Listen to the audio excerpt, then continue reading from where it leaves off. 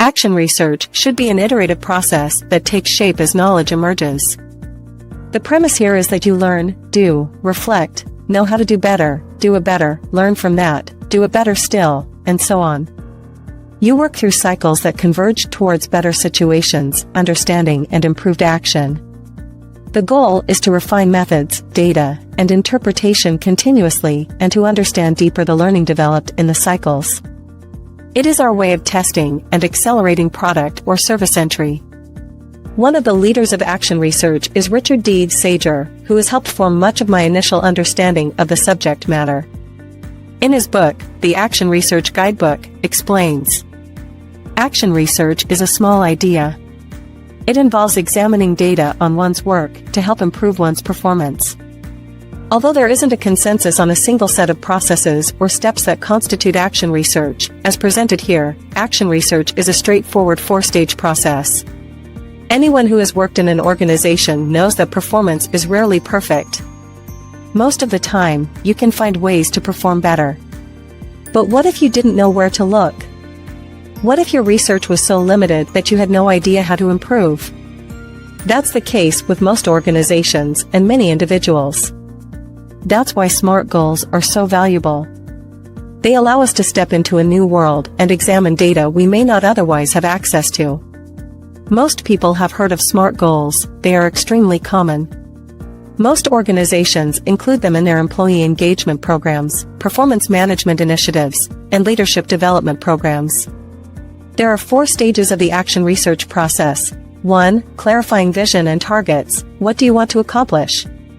2. Articulating theory. What approach do I believe has the greatest potential for helping us to realize our goals?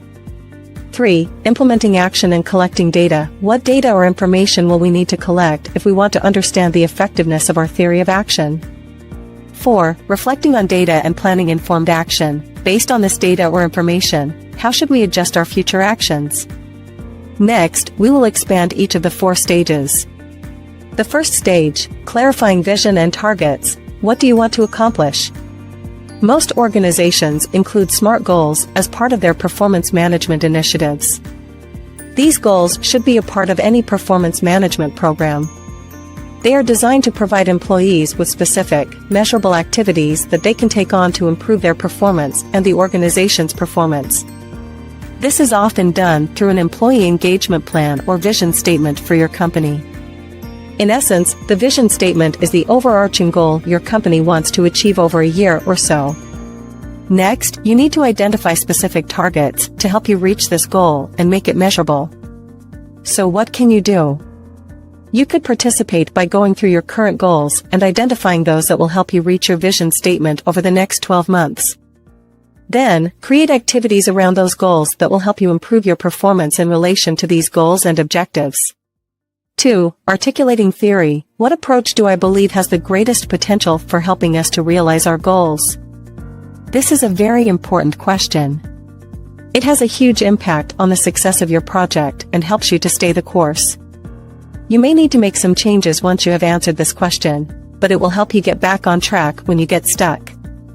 It is important to articulate your theory before diving into action research. There are many different ways we can articulate our theory, and in this example, I will provide an outline of what I followed. I believe that people at work who play their role as well as possible create a better work environment for everyone else. When people are given the opportunity to do their job properly, they perform well and create a positive culture for the company. 3. Implementing action and collecting data. What data/information will we need to collect if we want to understand the effectiveness of our theory of action? You will need to know what data you want to implement action and collect data. So, ask yourself what it is that you want to learn about. For example, say you are trying to improve your performance in a meeting with important clients. You may find out what behaviors lead to positive outcomes in those meetings or how effective your communication style is. You should also ask yourself the following questions. What specific behaviors will we want to change? How will we track those behaviors? What is the timeline for changing them? 4. Reflecting on data and planning informed action. Based on this data or information, how should we adjust our future actions? The importance of action research is that it allows individuals to step into a new world and examine data they may not otherwise have access to. One of the benefits of action research is that it enables business leaders to gather information on what their employees are doing to adjust their future actions. Action research allows them to discover insights and make adjustments where necessary. In this way, it becomes an important part of employee engagement, performance management initiatives, and leadership development programs. Conclusion. Sagor says the steps are not as important as the idea of their practice or the action taking place. The idea is not just to do something different. What is most important is the process, or rather the act of doing something. It's been said that small ideas can be the seeds for big ones. If you would like more information on action research, please contact us at business901.com.